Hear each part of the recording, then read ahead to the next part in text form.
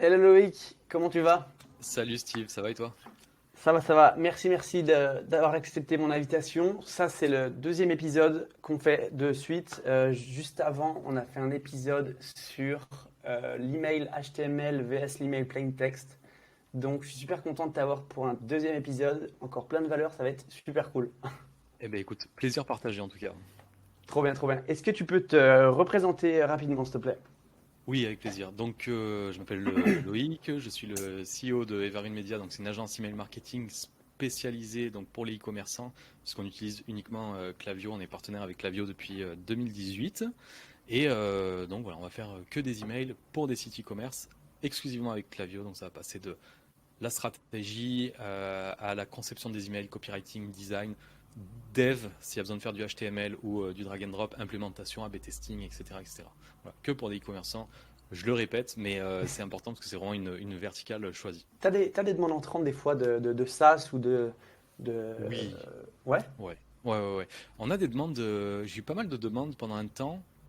Plus il y a 3 ans en arrière, j'avais beaucoup de demandes de créateurs de contenu, enfin de formation par exemple, des gens qui faisaient des formations ou ce genre de choses. Ils ont besoin d'automatiser, tu sais, Ok, des séquences bien sûr. d'emails à partir du moment où tu rentres dans un lead magnet, etc. Mais on a toujours refusé parce que c'est pas l'ADN voilà, c'est pas notre ADN tout simplement. Ouais, ouais, puis c'est pas sur, il bosse sûrement pas sur, avec Klaviyo en plus, j'imagine. Non, ils bossent pas. Alors en plus, c'est pas forcément problématique de passer outre Ouais, bien Klaviyo, sûr. mais c'est vrai que en fait, quand t'as un projet Klaviyo et un projet comme ça, soit tu as vraiment le temps de le faire et tu dis je le fais parce que je pourrais Ouais, me plonger dessus et s'il y a un problème, je vais pouvoir l'assumer. Mais voilà, nous on sait que s'il y a un problème avec Klaviyo, on peut l'assumer à 100%. Après, sur d'autres plateformes, voilà, on s'est pas encore lancé dessus et puis on n'est pas forcément intéressé à s'y ouais. lancer, quoi. Ouais, puis ta zone de génie, c'est Klaviyo, alors tu restes dessus et au moins tu Voilà, délivres le maximum de valeur à tes clients, quoi. exactement. Ouais, non, je suis absolument aligné. Ok, ok. Du coup, pour ce nouvel épisode, j'ai envie qu'on parle de ton lancement de produit qui a généré plus de 30 000 € avec un seul email, en fait. On en parlait un petit peu avant. Est-ce que tu pourrais nous donner un peu de contexte sur tout ça et nous expliquer comment ça s'est passé et je suis grave curieux. Oui, eh bien écoute, on a fait donc un lancement de produit avec un client. C'est un Ouais. client historique, hein, ça fait très longtemps, enfin très longtemps. Ça fait longtemps qu'on travaille ensemble. Ça va faire, je crois que ça va faire presque 3 ans, 2 ans et demi en tout cas qu'on travaille ensemble. C'est un client historique, ils vendent des vêtements. Ils n'ont pas forcément de problème particulier ou autre. Bref, le tout vraiment, c'est que c'est une très belle marque. C'est important de le dire en début de podcast parce que après on ira, je pense, en profondeur dans le sujet, mais c'est une très belle marque proche de son audience. Et ça a vraiment toute son importance. C'est une marque qui est sérieuse, c'est une marque qui est créative. Moi, j'aime les marques créatives et ça, c'est une marque qui est très créative. Pour le contexte, donc cette marque qui existe depuis peut-être 3 4 ans maintenant, avec qui on travaille depuis 2 ans et demi, a lancé un produit, a fait un lancement de produit.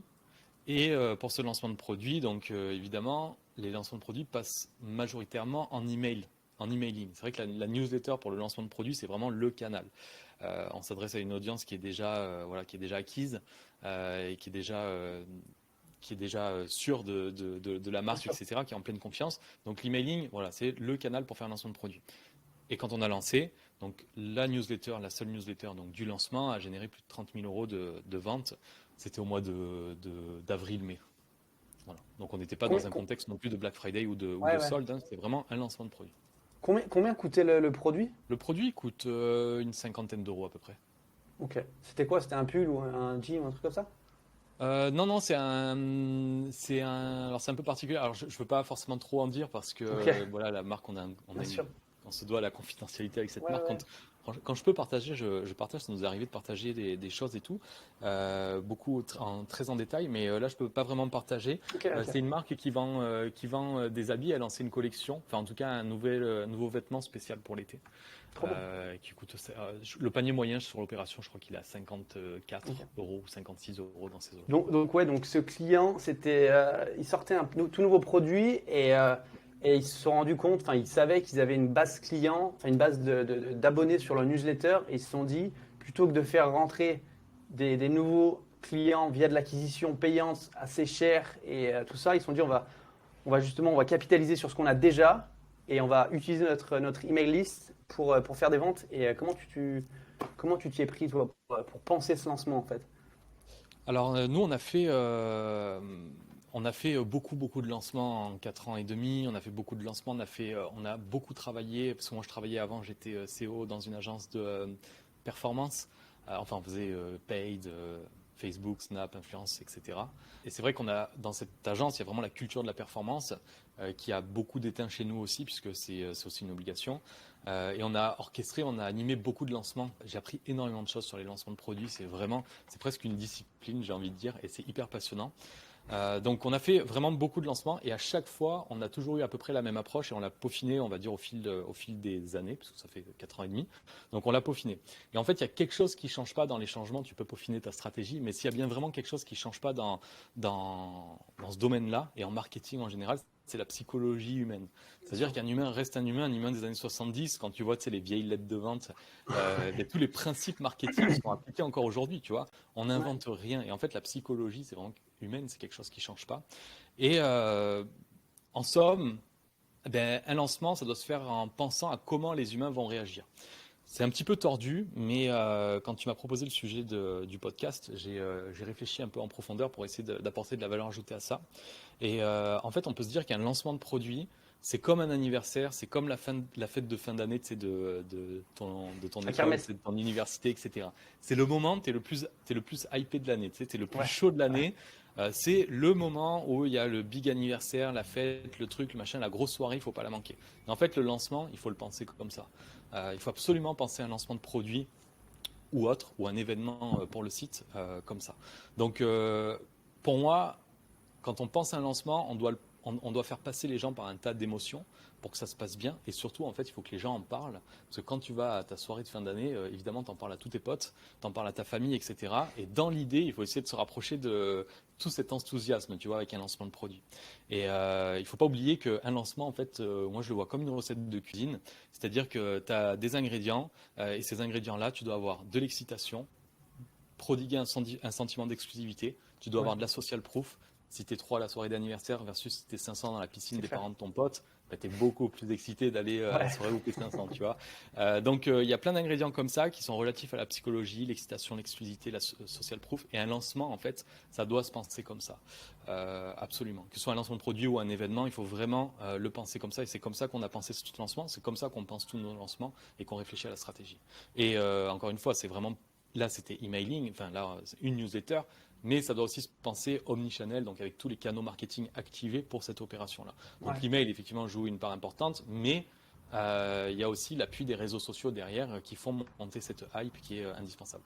Bien sûr. Ok, trop bien, trop bien. Donc ouais, c'est pas, tu te dis, j'ai un produit, on va faire 3 emails, ça va se vendre. C'est derrière, il y a vraiment une Non, stratégie. Il faut vraiment exact. réfléchir à comment tu vas le distribuer et avec différents leviers un peu psychologiques finalement. Exactement. Et après, tu vois, tout à l'heure, malheureusement, dans ce cas-là, je ne peux pas forcément parler du produit, mais en fait, le produit n'a pas son importance, ou la marque derrière ce lancement n'a pas son importance, parce que c'est toujours pareil. En fait, la mécanique est toujours la même. Que tu vendes des courgettes, enfin, j'exagère volontairement, mais que tu vendes des courgettes ou que tu vendes le produit le plus ouf de l'année, voilà, le lancement doit se penser toujours de la même façon et s'adapter au produit et au contexte, hein. Mais ça se pense toujours pareil. Donc le produit n'a pas vraiment son importance, c'est pour ça que ça ne me dérangeait pas trop d'en parler pendant le podcast. Ok, non, non, c'est super intéressant. Ok. Et du coup, ton processus de lancement, est-ce que tu peux en parler? Est-ce que tu peux nous raconter un Oui, peu comment ça se passe? Est-ce que tu vas nous dévoiler ta secret sauce? la secret sauce. Eh ben, je pense qu'il va y avoir des déçus parce qu'il n'y a pas de secret sauce. Ah ouais. Alors en fait, comment j'avais pensé le lancement, donc là vraiment, je pense que c'est ça la secret sauce. C'est cet aspect psychologique, enfin psychologique qu'il y a autour d'un lancement. Par Ouais. contre, le processus du lancement, donc dans la mécanique du lancement, le process il est simple, il y a 3 phases. Il y a la phase qui est très en amont, donc c'est-à-dire qu'avant de faire le lancement, on ne se réveille pas la veille pour le lendemain, évidemment, en se disant bah, tiens, demain il faut qu'on sorte le produit, on va peut-être commencer à écrire le mail. Il y a un process vraiment en amont, enfin une phase en amont, très en amont, c'est vraiment la data.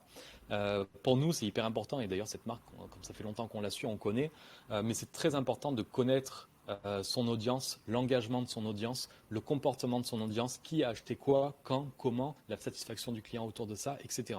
C'est-à-dire qu'une marque qui a une réputation qui est très mauvaise, on en a eu des marques qui ont des réputations qui sont franchement pas top, ben on va peut-être pas faire le lancement de la même façon.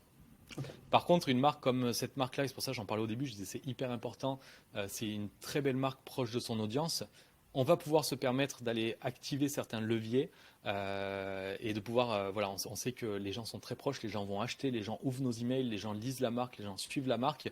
Donc dans ce cas-là, on va vraiment capitaliser dessus. Donc ça, c'est la première étape de ce processus, c'est vraiment comprendre à qui on Ouais. s'adresse, comment, pourquoi, à quel moment, l'engagement, le comportement des gens, etc. Ensuite, comme dans toute phase de lancement, et puis comme pour la soirée chez les parents de ton pote où tu es 500 et tu vas souiller la piscine. Là, c'est pareil, tu as un gros teasing. Ouais, Je dis gros teasing volontairement, tu vois, mais tu as une phase de teasing. Il faut que tu fasses monter voilà, bien tout sûr. cet enthousiasme. Et ensuite, tu as le lancement. Donc, tu vois, il y a une mécanique en 3 étapes qui est archi simple. Mais par contre, vraiment, c'est comment tu penses le lancement qui est le plus important. Ouais, c'est trois briques en fait qui s'imbriquent dans une grosse brique. Et si l'étape un elle est mal faite, l'étape 2 forcément derrière ça va pas suivre et l'étape 3 elle sera pourrie. Et Ben c'est vraiment. oui, Ouais, exactement. c'est trois maillons, trois maillons qui sont ensemble et tu te dis que ça doit travailler ensemble pour créer un univers Synergie. ensemble. Ouais, une synergie, ouais, c'est ça. Exactement.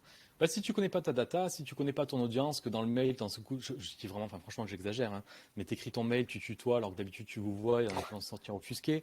Ouais, C'est peut-être pas le moment d'essayer des trucs comme ça. Si tu sais que les gens t'écris à ta liste, t'envoies que à ceux qui ouvrent pas. Enfin, c'est des toutes petites choses comme ça, mais tu dois quand même en amont être capable de comprendre ton audience. Si t'as pas fait le teasing du jour au lendemain, t'arrives, hey, on lance un nouveau produit. Bon, les gens ils vont être contents, mais par contre, si ça fait une semaine que tu leur mets dans la tête rendez-vous mardi à 18h, ouais, mardi à 18h, les gens ils vont y penser, tu vois. ouais. Donc tout, comme tu dis, chaque brique est indispensable pour construire un mur. C'est pas mal ça, c'est pas mal, je vais la garder. Et du coup, quelles sont les étapes pour toi qui sont ultra importantes? On en a parlé. Donc avant le lancement, tu récupères toute la data que tu peux, tu organises tout ça, tu te dis ok Ouais. maintenant je vais pouvoir envoyer un mail, enfin les mails je vais les envoyer à ce segment, pas forcément à celui-là parce que celui-là n'ouvre pas. Donc il y a vraiment un gros travail en amont à faire. Oui, oui. Alors en fait, c'est vrai qu'on on lance pas un produit comme ça. On a eu lancé des produits comme ça. Après, c'est vrai que quand c'est une marque comme celle-ci, là Ouais, c'est un lancement qui est très réfléchi, très travaillé en amont. Donc on doit connaître son audience évidemment. D'ailleurs, enfin parenthèse par rapport au lancement, il y a beaucoup de marques qui lancent des produits sans savoir ce que l'audience va penser du produit. C'est-à-dire que j'aime beaucoup l'approche des marques qui vont co-construire, co-penser un produit avec l'audience. Parce qu'en fait, toi, tu vas dire demain, ben, moi je vends des bijoux et demain je sais que ben, en ce moment, je sais pas, tu sais, le bijou qui se met en ce moment là, apparemment c'est la mode, on m'a dit ça, tu sais, qui se met autour des hanches. Tu sais, c'est ouais, un bijou genre de ventre là, tu vois. Tu dis, oh, ouais, ben, vas-y, moi je vais lancer ça parce que ça me semble être ça. Mais en fait, c'est toujours plus intéressant quand tu vas faire que tu lances un produit, déjà de le co-penser avec ton bien sûr. audience, de faire des sondages, d'essayer de comprendre qu'est-ce que ton audience aimerait avoir de toi, tu vois. Comme Ça, fait c'est Asphalt finalement. voilà, je voulais pas vraiment citer une marque en particulier, mais moi, enfin, Ce qu'ils font, Asphalt, ouais. je suis archi fan de Ouais, moi Asphalt. aussi. Il y a Ouais. 3 marques chez qui j'achète mes fringues, dont Asphalt, qui doit être Ah ouais, un ou deux, ça dépend des périodes de l'année. Parfois, c'est ma première marque, parfois, c'est ma deuxième, tu vois. ouais, Mais effectivement, comme Asphalt, voilà, c'est le process poussé à son du apogée, on va génie. dire, même s'il travaille constamment. Mais c'est incroyable de faire des choses comme ça. Et en fait, c'est comme ça que les lancements se passent. Tu co-construis, tu sais que le produit va plaire à l'audience, tu connais ton audience sur le bout des doigts.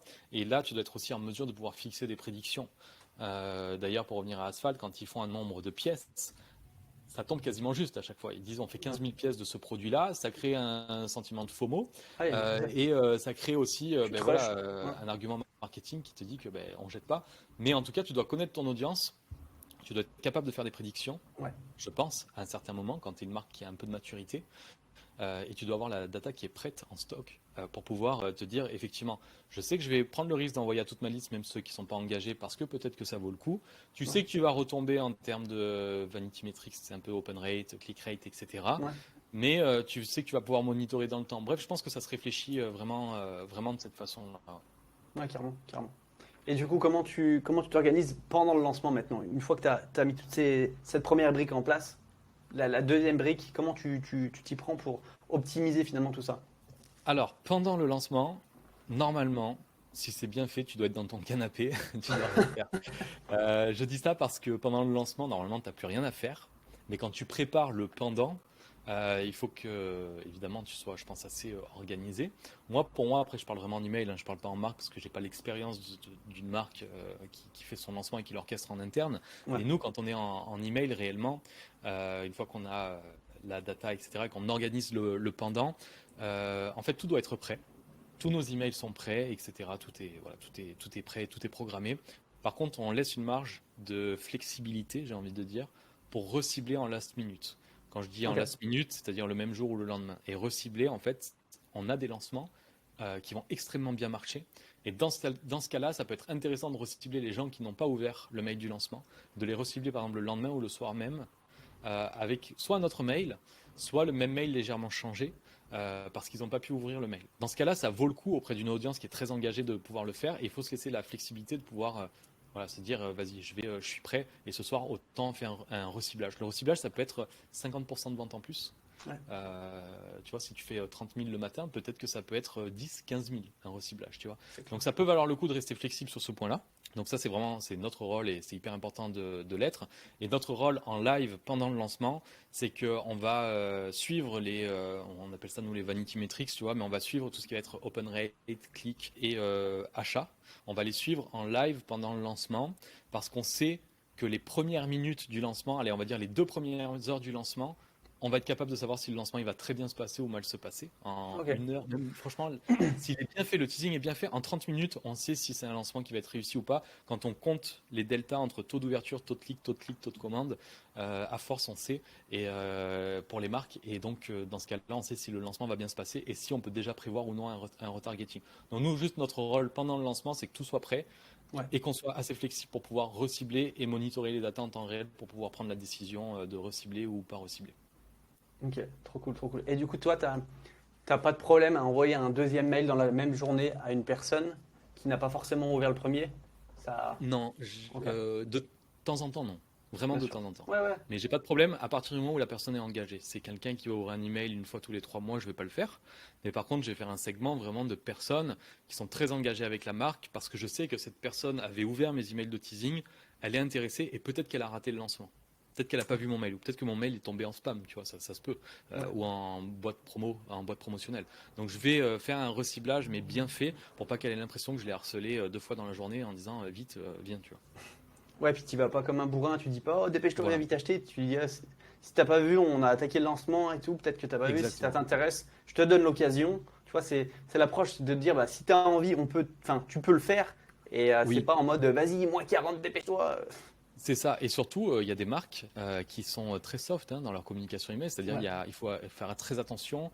Il y a un nombre de mails, on va essayer de ne pas envoyer trop d'emails. Donc il y a des marques où ça vaut le coup de faire un reciblage, mais on ne va pas le faire parce que ça fait partie de la communication de la marque. bien sûr. Il y a des marques qui vont envoyer 8-10 emails par mois. Dans ce cas-là, on peut se permettre d'attribuer un reciblage, tu vois. Mais Ouais. il y a des marques avec qui on va faire 2 à 3 communications dans le mois. Et le lancement peut faire partie de ces 2 ou 3 communications. Dans ce cas-là, on va faire très attention. Ouais. Encore une fois, il faut s'adapter à la marque avec qui tu travailles, Exact. leur univers. Et encore une fois, il n'y a pas de vérité. Ça dépend vraiment C'est de la clair. marque et ce que tu veux en Ben, faire, quoi. c'est clair. Et puis l'audience, elle est là pour ta marque. Donc si Ouais, tu es une marque qui envoie 2 communications et du jour au lendemain, tu dis, bah tiens, je vais en envoyer 10, bah, peut-être que l'audience sera plus là pour ta marque. ouais, Donc elle est là pour ce que tu es. Donc c'est important de respecter c'est aussi clair. la trame, quoi, Ouais. sans se priver de tester. Et qu'est-ce que tu réponds aux personnes qui disent oh, faut pas trop envoyer d'emails et tout, c'est pas bien, nanani, nanana. Moi, je pense je pense qu'elles ont tort et raison en même temps. Alors, tu sais, ça fait le mec qui se mouille pas, mais en Ouais, de fait, ouf. elles ont raison parce qu'à un moment donné, c'est chiant de Ouais, recevoir tous bien les sûr. jours un email d'une marque. Surtout quand la marque a rien à dire à part te vendre des produits. Donc Ouais, ça, c'est vraiment pénible. Par contre, ces personnes-là ont tort parce que, en fait, t'en envoies pas. Moi, on a des clients avec qui on envoie une dizaine de newsletters par mois. Sauf que les gens ne reçoivent pas une newsletter tous les 3 jours. Il y a une segmentation. Les acheteurs vont en recevoir 4, les non-acheteurs vont en recevoir 5, les non-engagés. Tu vois, en fait, on va vraiment segmenter. ouais. Au final, on envoie 10 newsletters, mais par contre, les gens, au maximum, auront reçu 4 ou 5 newsletters dans le mois.